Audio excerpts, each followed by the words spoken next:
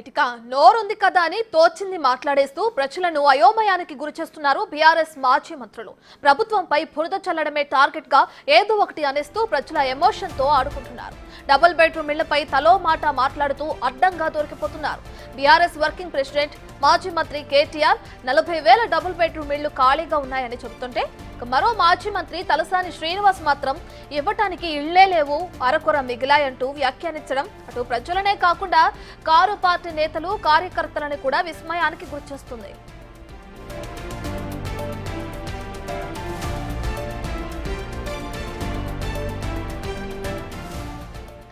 హైదరాబాద్ లో double bedroom ఇళ్లు ఎక్కడా లేవని మాజీ మంత్రి తలసాని శ్రీనివాస్ బాంబు పేల్చారు. మూసీ పరివాహక ప్రాంతాల్లో పర్యటన చేపట్టిన తరుణంలో ఆయన వ్యాఖ్యలు చేశారు. శివారు ప్రాంతాల్లో మిగిలిన అరకొర డబుల్ బెడ్రూమ్ ఇళ్లు మాత్రమే మిగిలాయని చెప్పారు.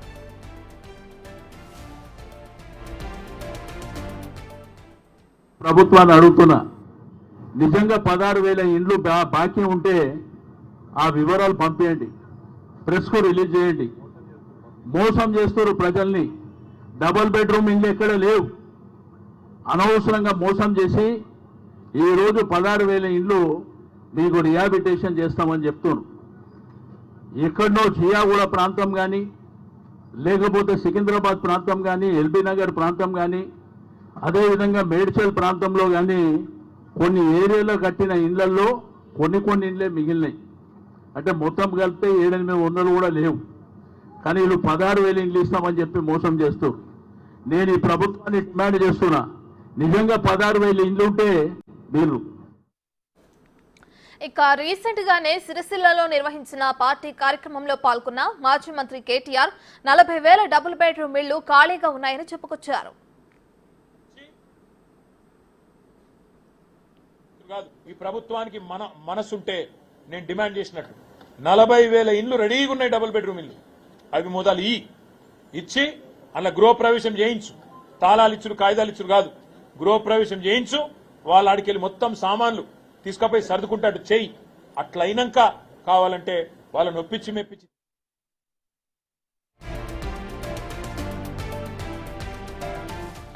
ఇక నోరుంది కదా అని తోచింది మాట్లాడేస్తూ ప్రజలను అయోమయానికి గురిచేస్తున్నారు బీఆర్ఎస్ మాజీ మంత్రులు. ప్రభుత్వంపై బురద చల్లడమే టార్గెట్ గా ఏదో ఒకటి అనేస్తూ ప్రజల ఎమోషన్ తో ఆడుకుంటున్నారు. డబుల్ బెడ్రూమ్ ఇళ్లపై తలో మాట మాట్లాడుతూ అడ్డంగా దొరికిపోతున్నారు. బీఆర్ఎస్ వర్కింగ్ ప్రెసిడెంట్ మాజీ మంత్రి కేటీఆర్ 40,000 డబుల్ బెడ్రూమ్ ఇళ్లు ఖాళీగా ఉన్నాయని చెబుతుంటే, మరో మాజీ మంత్రి తలసాని శ్రీనివాస్ మాత్రం ఇవ్వటానికి ఇళ్లే లేవు, అరకొర మిగిలాయంటూ వ్యాఖ్యానించడం ప్రజలనే కాకుండా అటు కారు పార్టీ నేతలు కార్యకర్తలను కూడా విస్మయానికి గురిచేస్తుంది.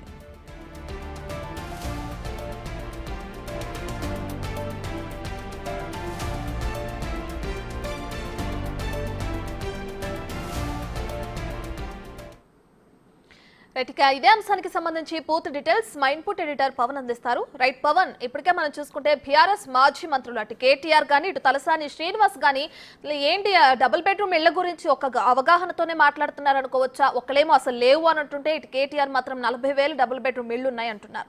లేదంటే ప్రభుత్వం పైన బురద చల్లడమే టార్గెట్ గా ఏది తోస్తే అది మాట్లాడేయొచ్చు అనుకుంటున్నారా? దీనికి సంబంధించిన డీటెయిల్స్ అంటే అసలు దీన్ని ఎలా చూడొచ్చు అంటారు పవన్? కేవలం రాజకీయంలో పావులుగానే ఈ మూసీ నిర్వాసితుల్ని బీఆర్ఎస్ నేతలు వాడుకుంటున్న పరిస్థితి ఉంది. ఒక పక్క అటు ప్రభుత్వం ఇప్పటికే చాలా స్పష్టమైన కార్యాచరణతో ముందుకెళ్తూ ఉంది. గతంలో మాదిరి కాకుండా మూసీ నిర్వాసితులందరికీ కూడా డబల్ బెడ్రూమ్లు ఇల్లు ఇచ్చి, ఆ ఇల్లు ఇచ్చిన దగ్గరే డబల్ బెడ్రూమ్లు ఎక్కడైతే కేటాయించబడుతున్నాయో ఆ దగ్గరలోనే వాళ్ళకు ఉపాధి కల్పించేలా చర్యలు తీసుకుంటూ వాళ్ళని ఒప్పించి వాళ్ళందరినీ కూడా ఒక పక్క తరలించే కార్యక్రమాన్ని అటు ప్రభుత్వం చేపట్టింది. కానీ అటు నిన్న మనం చూసినట్లయితే బీఆర్ఎస్ భవన్కు పెద్ద ఎత్తున అటు మూసీ నిర్వాసిత ప్రాంతంలో నివసించే వాళ్ళందరూ కూడా అక్కడికి వచ్చారు. వాళ్ళలో చాలా వరకు అక్కడికి బీఆర్ఎస్ కార్యాలయానికి వచ్చిన వాళ్ళ ఇళ్లకి ఎవరికి కూడా అటు రివర్ బెడ్లో ఉన్నట్టు కానీ బఫర్ జోన్లో ఉన్నట్లు కానీ మార్కింగ్ ఇవ్వలేదంటూ స్వయంగా వాళ్ళే చెప్తున్నారు. ఒకవేళ మా ఇల్లు కూడా బఫర్ జోన్లోకి వస్తాయేమోనని భయంతో వాళ్ళందరూ అక్కడికి వచ్చారు. అటువంటి వాళ్ళకి సముదాయించి కొంత ధైర్యం చెప్పాల్సిన బీఆర్ఎస్ నేతలు వాళ్ళందరినీ కూడా తాము రాజకీయ పబ్బం గడుపుకోవడానికి పావులుగా వాడుకుంటున్నారనే విమర్శలు అయితే వినపడుతున్నాయి. తాజాగా మనం చూస్తూ ఉన్నాం, గతంలో ముఖ్యమంత్రి హోదాలో ఉన్నప్పుడు కేసీఆర్ స్వయంగా చెప్పారు, ఒకంత నిర్దాక్షిణ్యంగా వ్యవహరించాల్సి ఉంటుంది, 28,000 ఆక్రమణలు మొత్తం హైదరాబాద్ నగరంలో నాలాల మీద కావచ్చు, ఇతరత్ర వాటర్ బాడీస్ మీద ఉన్నాయి. వాటినన్నింటినీ కూడా బెటర్ ఫ్యూచర్ కోసం, బెటర్ హైదరాబాద్ కోసం తొలగించి వేయాల్సిందే, నిర్దాక్షిణ్యంగా కొంత వ్యవహరించాల్సి వస్తుంది.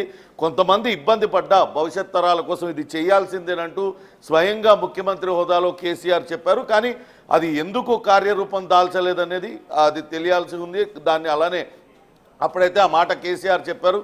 దానికి భిన్నంగా కేటీఆర్ ఇప్పుడు మూసీ సుందరీకరణ ప్రాజెక్టు కావచ్చు, మూసీ పరివాహక ప్రాంతంలో మూసీ నదీ గర్భంలో కూడా కొంతమంది ఆక్రమించుకొని ఇళ్ళు కట్టుకున్నారు. వాళ్ళందరూ కూడా వర్షాలు వచ్చినప్పుడు తీవ్రమైన ఇబ్బందులు పడుతూ ఉన్నారు. మనం చూసాం ఇటీవల కాలంలో భారీ వర్షాల కారణంగా ఆ ఇళ్లల్లో మొత్తం నీళ్లలో మునిగిపోయిన పరిస్థితి, వాళ్ళ ఇంట్లో సామాన్లన్నీ పోయినాయి. వాళ్ళందరూ కూడా అన్ని వస్తువులు పోగొట్టుకొని, డబ్బులు పోగొట్టుకొని చాలా తీవ్ర ఇబ్బందులు గురయ్యారు. మూసీ పరివాహక ప్రాంతంలో తీవ్ర ఇబ్బందులు గురవుతున్నారు. ఇప్పుడు వాళ్ళందరినీ కూడా అక్కడి నుంచి తరలిస్తున్న క్రమంలో కేవలం తమ రాజకీయ పబ్బం గడుపుకోవడానికే వాళ్ళందరినీ కూడా రెచ్చగొట్టే ప్రయత్నం బీఆర్ఎస్ నేతలు చేస్తున్నారంటూ కాంగ్రెస్ నేతలు అయితే మండిపడుతూ ఉన్నారు.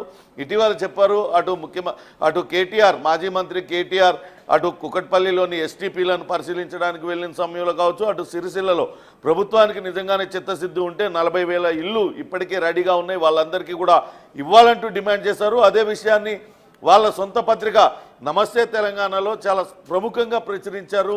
కేటీఆర్ డిమాండ్ చేశారు, ప్రభుత్వం అందరికీ కూడా మూసీ నిర్వాసితులకి ఆ ఇళ్ళు ఇవ్వడానికి అంగీకరించిందని. కానీ ఇప్పుడు ఈరోజు కనుక మనం చూసినట్లయితే మూసీ నిర్వాసితుల్ని పరామర్శించే పనిలో హైదర్ షా కోర్టు దాకా వెళ్ళారు అనేక మంది బీఆర్ఎస్ ఎమ్మెల్యేలు. అందులో తలసాని శ్రీనివాస్ యాదవ్ మాజీ మంత్రి, ఆయన హైదరాబాద్ నగరానికి సంబంధించిన మంత్రి. అసలు ఇక్కడెక్కడ ఇళ్ళే లేవు, ఉంటే 700-800 ఇళ్ళు మాత్రమే ఉంటాయి, కానీ ప్రభుత్వం మాత్రం 16 ఇళ్లను ఇస్తూ చెప్తుంది అంటూ అటు మూసీ నిర్వాసితుల్ని భయభ్రాంతులకు గురి చేసే ప్రయత్నం చేస్తున్నారు. రాబోయే రోజుల్లో ఇక్కడ లోకల్ బాడీ ఎలక్షన్, జిహెచ్ఎంసీ ఎన్నికలు ఉన్నాయి.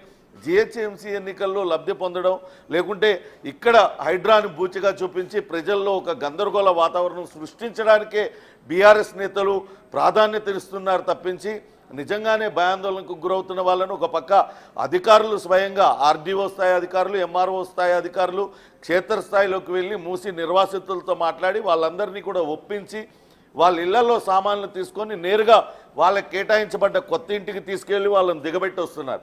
కానీ దానికి భిన్నంగా ఇక్కడ బీఆర్ఎస్ నేతలు మాత్రం వ్యవహరిస్తూ ఉన్నారు.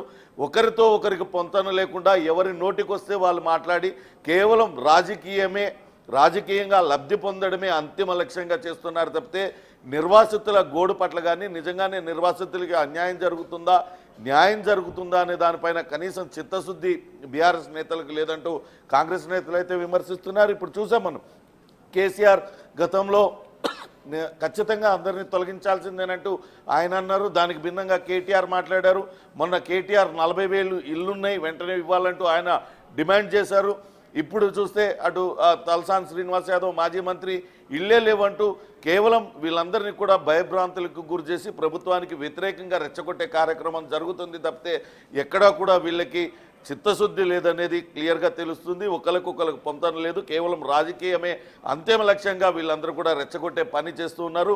ఈరోజు కూడా హైదర్ షా కోర్టు అక్కడికి నేతలందరూ బీఆర్ఎస్ నేతలందరూ కూడా వెళ్ళారు. రేపటి నుంచి కూడా మూసీ నిర్వాసిత ఎక్కడెక్కడైతే ఉన్నారో మూసీ పరివాహక ప్రాంతం అంతా కూడా వెళ్తామంటూ చెప్తున్నారు.